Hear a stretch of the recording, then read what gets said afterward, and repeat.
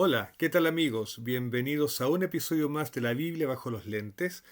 Y hoy día vamos a hablar de un salmo. En realidad vamos a hablar específicamente de un versículo de un salmo y de un curioso, no sé si llamarlo error, pero problema de traducción en ese salmo. Eh, Vamos al texto, ya les voy a explicar de qué se trata, es una curiosidad. Es un caso bien especial realmente, pero vamos al texto. Ok, el texto que nos convoca es el Salmo 16. Es un salmo de David y lo vamos a leer para tratar de tomar un poco el contexto y vamos a ir a comentar entonces el versículo que nos interesa. Dice así en la versión Reina Valera 1960. Guárdame, oh Dios, porque en ti he confiado. Oh alma mía, dijiste a Jehová, tú eres mi Señor, no hay para mí bien fuera de ti. Para los santos que están en la tierra y para los íntegros es toda mi complacencia. Se multiplicarán los dolores de aquellos que sirven diligentes a otro Dios. No ofreceré yo sus libaciones de sangre, ni en mis labios tomaré sus nombres. Jehová es la porción de mi herencia y de mi copa. Tú sustentas mi suerte. Las cuerdas me cayeron en lugar deleitoso, y es hermosa la heredad que me ha tocado. Bendeciré a Jehová que me aconseja. Aún en las noches me enseña mi conciencia. A Jehová he puesto siempre delante de mí, porque está a mi diestra, no seré conmovido. Se alegró por tanto mi corazón y se gozó mi alma. Mi carne también reposará confiadamente, porque no dejarás mi alma en el Seol, ni permitirás que tu santo vea corrupción. Me mostrarás la senda de la vida. En tu presencia hay plenitud de gozo, delicias a tu diestra para siempre. Ok, este es un salmo de alabanza, incluso de gratitud, pero el salmo comienza con un pedido. El pedido es, guárdame, oh Dios, porque en ti he confiado. Entonces hay un pedido de, guárdame, cuídame. Hay aquí alabanza, hay mucho loor, hay mucho fervor en este salmo. Pero también hay un pedido, hay algo que está preocupando a David en este salmo. Y eso se refleja en el Salmo 10, donde hay un pedido para que David eh, no caiga en la muerte, no muera. Y de hecho, dudo un poco en explicarme porque la traducción que hemos leído en la Reina Valera, en la Biblia Reina Valera, es un poco engañosa. La traducción dice, porque no dejarás mi alma en el Seol, ni permitirás que tu santo vea corrupción.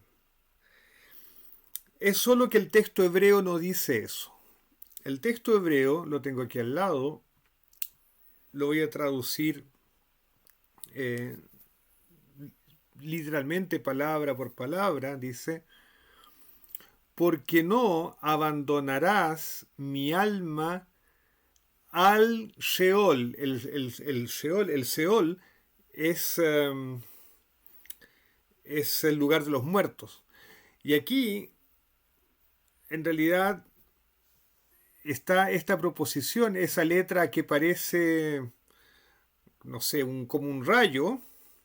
Esta letra de aquí, vamos a ver si la consigo marcar, ahí, esta de aquí. Esa letra es una preposición que indica dirección, entonces debería decir realmente, porque no abandonarás mi alma para el Seol. No es, la idea no es no abandonarás mi alma en el Seol, sino para al Seol. No dejarás que mi alma se dirija al Seol, al lugar de los muertos. Esa es la idea. Hay una idea de dirección. Y en la segunda parte del versículo la traducción es todavía peor porque literalmente dice, no darás tu... no es tu santo, es tu fervoroso, tu piadoso. No darás tu piadoso para ver la fosa. Es decir, la idea es que Dios no permitirá que la persona que le es fiel, en este caso David, vea el sepulcro, vea la fosa. ¿Ok? Entonces, la idea del versículo en hebreo es que David expresa su confianza en que Dios no lo va a dejar morir como consecuencia de esta situación que está afligiendo a David. ¿Okay? Esa situación por la que él pide al comienzo del Salmo, guárdame, cuídame. Bueno, esa situación que lo preocupa, él está confiado que no lo llevará a la muerte, porque Dios lo protege. ¿Okay? Es decir, no es que David esté pidiendo no morir nunca, es solo que está pidiendo, está diciendo que él está seguro que no va a tener una muerte prematura debido a la situación que lo afecta. Entonces, como dice el texto traducido directamente del hebreo, porque no abandonarás mi alma para el Seol, no darás a tu piadoso para ver la fosa. Para que vean que no estoy mintiendo, no estoy engañando, aquí estoy con este libro, el libro de los Salmos de Bertrán Villegas, que es de la Orden de los Sagrados Corazones, o sea, no es auspiciado por el Rabinato de Jerusalén, digamos. Este libro, el libro de los Salmos, es un comentario erudito al libro de los Salmos, justamente, y en el Salmo 16, el verso 10, él lo traduce así: porque tú no entregarás mi alma al abismo, ni dejarás que tu devoto llegue a ver el sepulcro. Entonces, no dice en el Seol y no dice corrupción, dice al Seol o para el Seol, y no dice corrupción, sino que dice fosa, sepulcro. La idea es que David está pidiendo que Dios no lo deje morir, en esa ocasión al menos. Entonces la pregunta es, ¿por qué la Reina Valera traduce en el Seol y por qué traduce corrupción? Bueno, la explicación hay que buscarla y la vamos a encontrar en el texto griego, en la traducción griega del Antiguo Testamento, lo que se llama la Septuaginta. Entonces déjenme colocar aquí la Septuaginta, les voy a mostrar dónde está el asunto. Y vamos a ampliar aquí las letras para que se vea bien.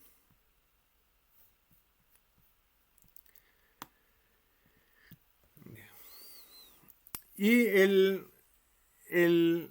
realidad la traducción de la primera parte del versículo en la Septuaginta es bastante buena.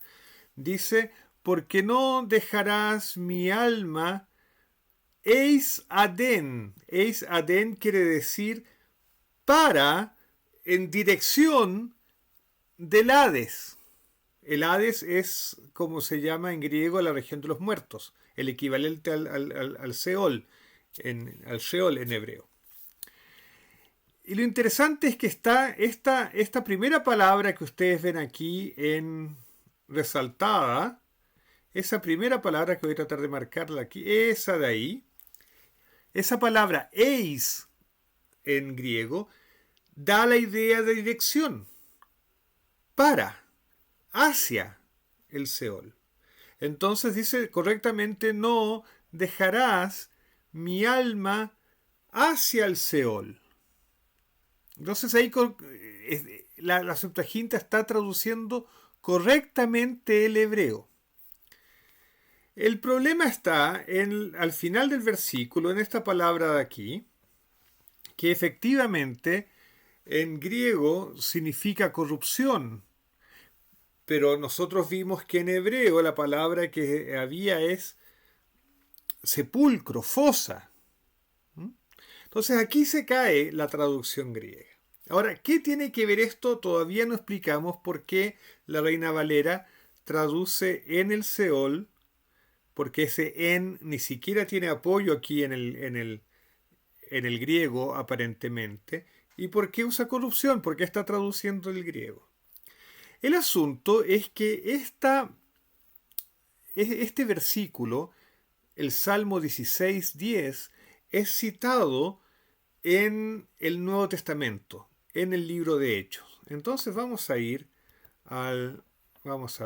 buscar aquí, ahí está el libro de Hechos, capítulo 2, versículos 31, y vamos a colocar aquí al lado el texto griego, y también vamos a ampliar bastante las letras para que se vea bien. Y vamos a comenzar por el verso 27. En el versículo 27, esto es un discurso que es atribuido a Pedro. Y en este discurso Pedro cita el Salmo 16 y lo cita está copiado textualmente de la versión griega, de la versión de los 70, de la Septuaginta. Está copiado textualmente aquí en el libro de Hechos. Y está exactamente como lo vimos en la Septuaginta en el Salmos 16:10. Eis aden, y aquí diaftorán, que es corrupción. Okay. Y en el versículo 31, Pedro, explicando el versículo, dice así. Vamos a leer un poco desde antes la argumentación de Pedro. Dice, varones hermanos, es Pedro supuestamente el que está hablando, según el libro de Hechos. Varones hermanos, se os puede decir libremente del patriarca David, que murió y fue sepultado, y su sepulcro está con nosotros hasta el día de hoy.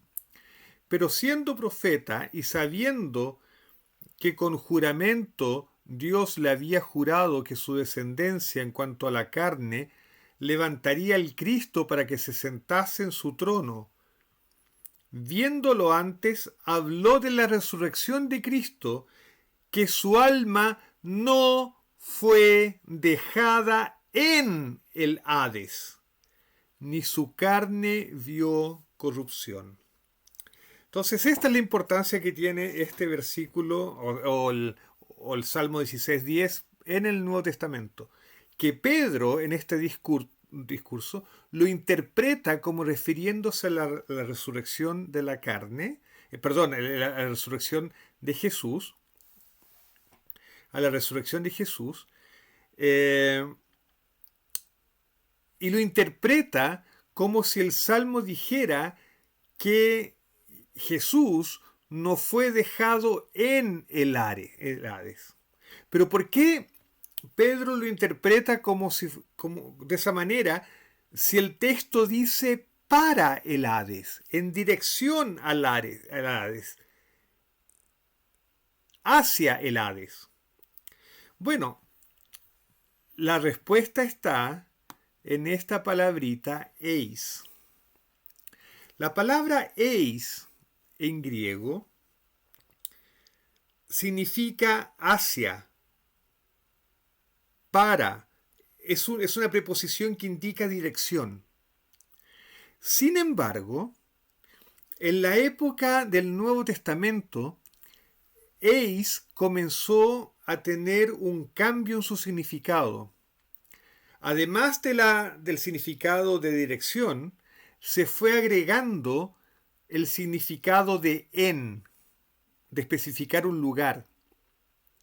Y de hecho ese fue el significado que se fue tornando cada vez más común. Incluso uno puede ver en los antiguos manuscritos del Nuevo Testamento en que una de las variaciones más común en los manuscritos es que hay manuscritos que en el mismo lugar algunos dicen eis y otros ponen en. ¿Por qué? Porque los escribas fueron haciendo actualizaciones gramaticales. La preposición en, que significa en, fue perdiendo uso y se la empezó a sustituir por eis. Entonces lo que quiero decir es que en la época del Nuevo Testamento, eis había pasado a significar también en, indicando lugar.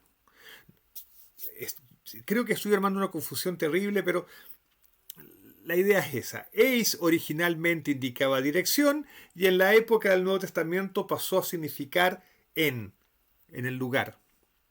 Entonces,